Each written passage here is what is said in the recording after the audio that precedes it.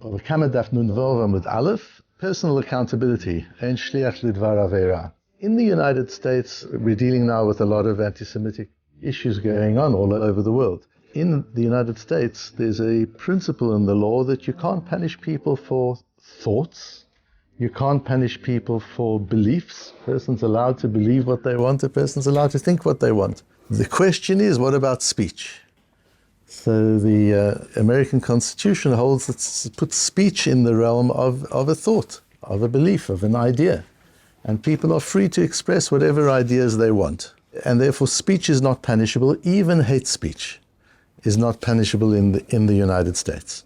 All that can happen is when a thought, a belief, or speech is translated into an action, then you can add on the hate element and you can give a much tougher punishment because the deed was motivated by hate. But so long as the hate remains in the realm of speech and has no physical consequence, the courts can't punish. And in a sense, there's a halachic basis for that as well, because Lashon Hara, there's no punishment for in a Beis Din. It's back to what we discussed yesterday, that the idea of groma, that a human court can only punish for a physical, tangible action. The Ribbono Shel Olam can punish for a thought. The Ribbono Shel Olam can punish for a belief, for speech. And speech is considered a lav she'ein bo ma'aseh. So in the Torah system that we discussed yesterday, where we have accountability to a higher authority, we can say, yes, Lashon Hara is a lav she'ein bo ma'aseh, which means you can't give him malkot, you can't try him in a court of law, but he's accountable to Hashem and Hashem holds him accountable. That doesn't change. There are certain restrictions on what a human court can judge, but those restrictions don't inhibit the Ribbono Shel Olam's capacity to judge, of course. Whereas in the secular system, if the court of law doesn't require it, then all you're left is your own moral conscience, that it's not a good thing to do. And we discussed moral conscience yesterday. So I want to go further today in this idea of a thought, of an idea. At what point does Hashem step in when it comes to thoughts and ideas? We have some beautiful and fascinating ideas today. So in our Gemara, we're still talking about the idea of grama, of indirect damage, and we're talking specifically about the case of hasocher edei sheker, where Reuven and Shimon are having a litigation. Reuven is claiming money from Shimon. I know that Reuven is not telling the truth. I hire witnesses to support Reuven for whatever reason. So the false witnesses come, I pay for them, I hire them to support Reuven. Reuven lands up extracting money from Shimon unjustifiably because of the witnesses that I hired. So the din is, I'm potter as the hirer of the witnesses, I'm potter because that's groma, the witnesses are chayev themselves. Says Tosfos, v'dafke, this applies dafke socher, aval amar patur midin hashamayim, d'sov shelo yishma'u lo. This din is specific, where Tosfos goes through and says that in the case of Socher, there's a chiyuv of dinei shamayim. Hashem holds him liable. But he says if he spoke to him, if he didn't actually pay the witnesses. So I go to the witnesses and I say, my friend Reuven is claiming money from Shimon. I know that it's not such a good claim, but please do me a favor, go and support Reuven in court. And they do, they go and support Reuven in court with false evidence. In that case, says Tosfos, not even dinei shamayim. I'm free completely, the Ribbono Shel Olam doesn't hold me accountable at all. Where does Tosfos prove it from?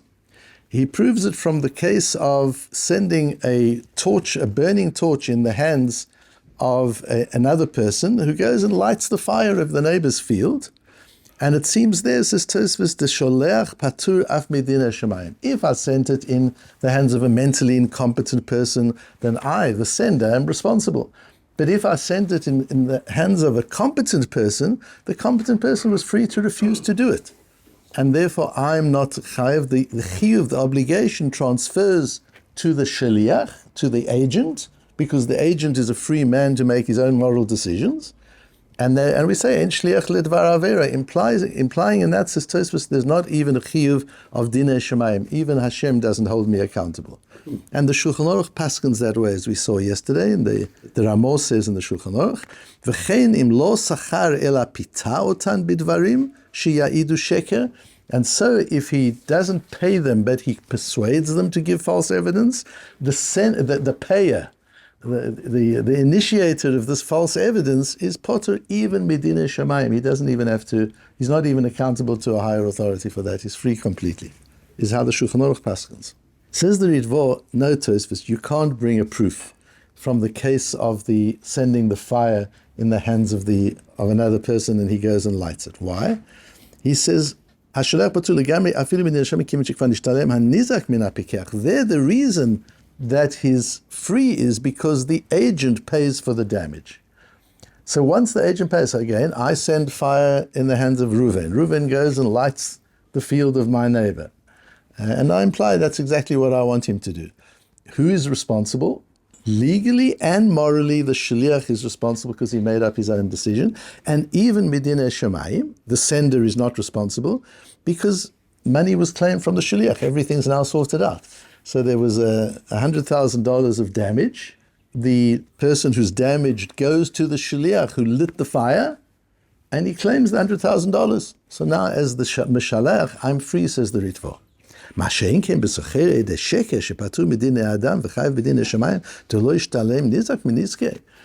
the case of hiring the false witness, where nobody has yet paid for the damage, we're talking in a case, Tosfos says, where the witnesses have gone overseas and the nizak, the person who gave the false evidence, they've all disappeared. There's nobody to claim from, except the person who paid the witnesses. There, of course, even in the case of Dina, Yuchayev, even Medina Shemayim,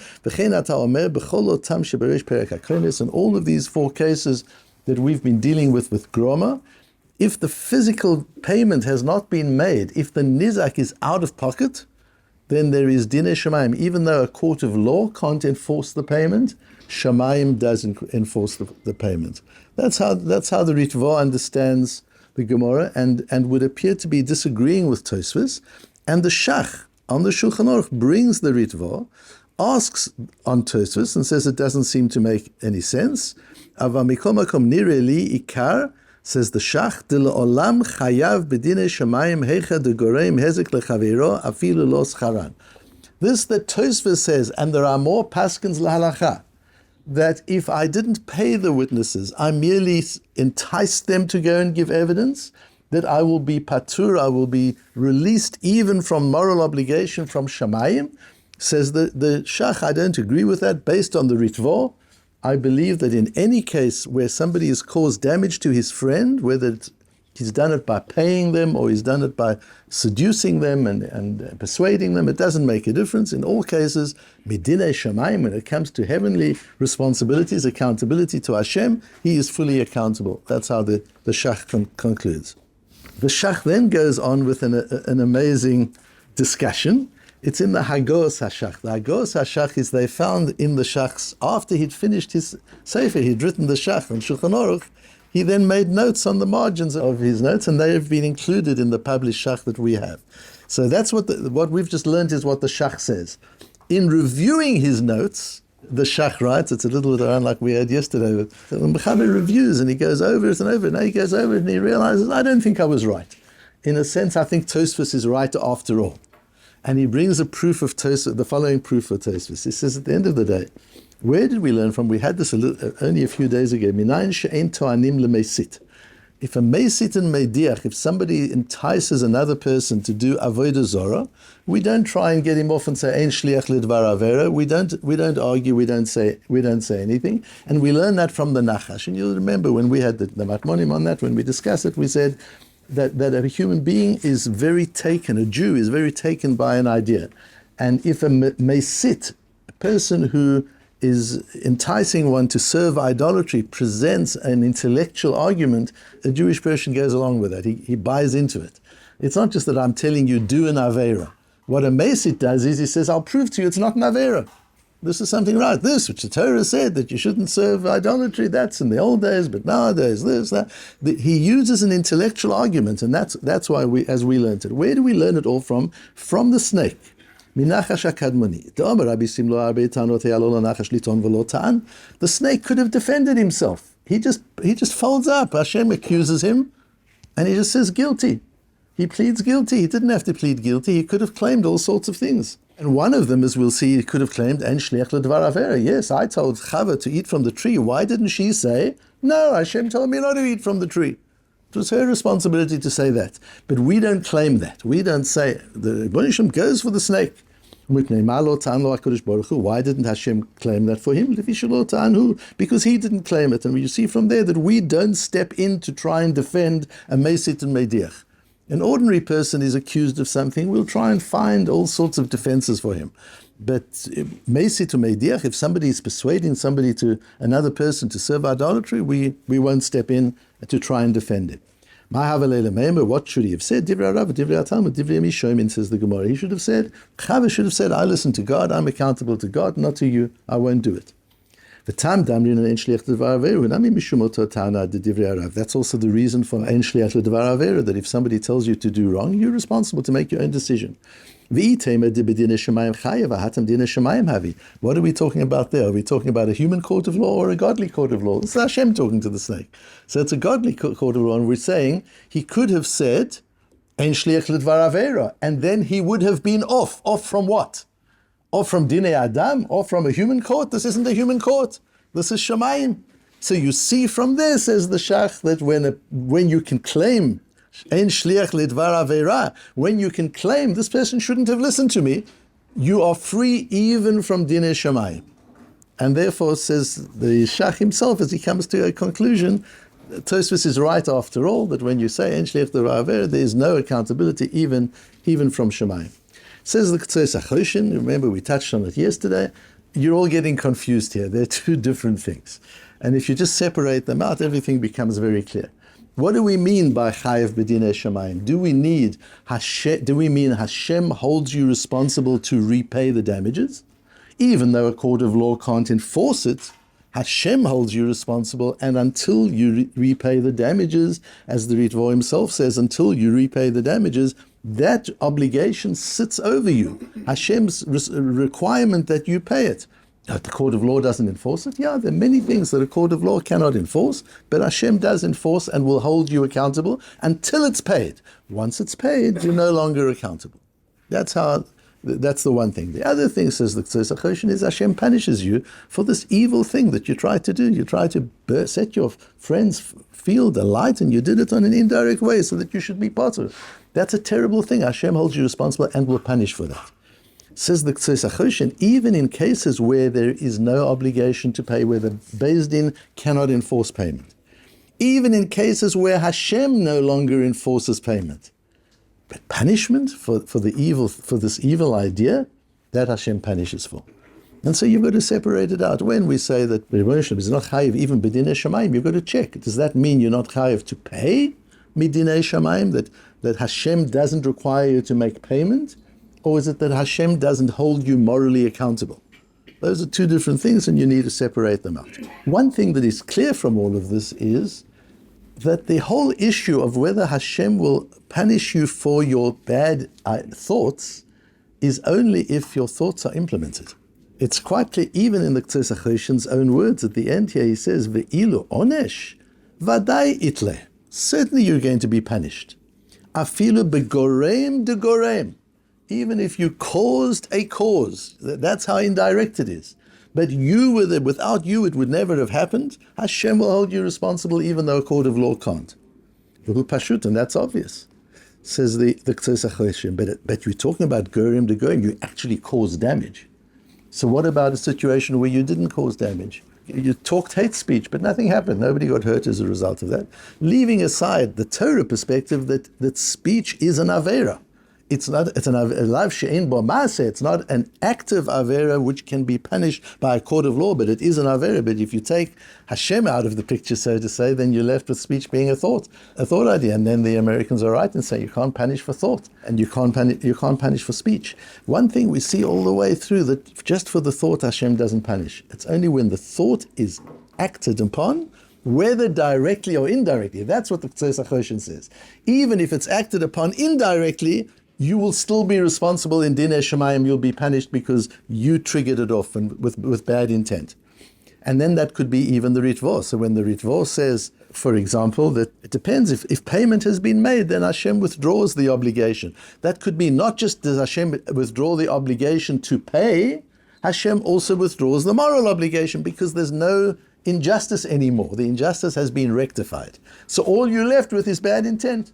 For bad intent, Hashem doesn't punish. And why not? Because if Hashem would punish for bad intent, there would be a flaw in the whole system. What's the flaw in the system? The Chovis Halvavos, we talked about it in the Medrash Shir on Shabbat. The Chovis Halvavos says one of the ways that you know that you have mastered the midah of kniyah, of surrendering to Hashem, is when somebody is insulting you, and at the moment of insult, you have hayecholet lihinakem. You have the ability to take action. You have the ability to hurt the other person. And you hold back. That's a case of moshel berucho. That's a person mastering his impulse. So now what happens? You've got an impulse to talk Lashon Hara, and you hold back. The Chofetz Chaim says that's an incredibly high madrega, much higher than somebody who didn't have the impulse altogether. Now if Hashem would punish for thoughts, what would happen? I have an impulse to talk Lashon Hara, I hold back, Hashem says, yes, but you thought about it. See, Hashem understands, the Torah understands, you can't really be held responsible for your thoughts. Yes, it's a very high level to get to where even your thoughts are under your control. And you can manage what you think and you can manage what you feel. But for the society in general, you can't hold people responsible for a thought, for a passion, for a feeling, for an emotion. And if a person has such a feeling to do something wrong and holds back, that's a much higher level. There you're acting against gravity that's working out in the moral gym. Because gravity is pulling you to do something, you're resisting that pull, you're building moral muscle. That's how you build moral muscle, by holding back from a lot and not doing things which you want to do, but the Torah says you can't do. Like Yosef with Eshes Potiphar. He had the ability to do it, he had the desire to do it, he had the moral argument as to why it was the right thing to do, everything was there. And he holds back, and he says, no, I'm not going to do that.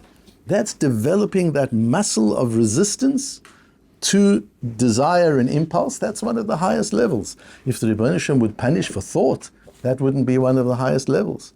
So clearly, if the thought is not acted upon, the Rebbeinu Shem doesn't punish us for the thought. There are differences, particular areas of arayos and particular areas of avodah zarah, where the thought itself is an avera. But in all other cases, the thought is not an avera until acted upon.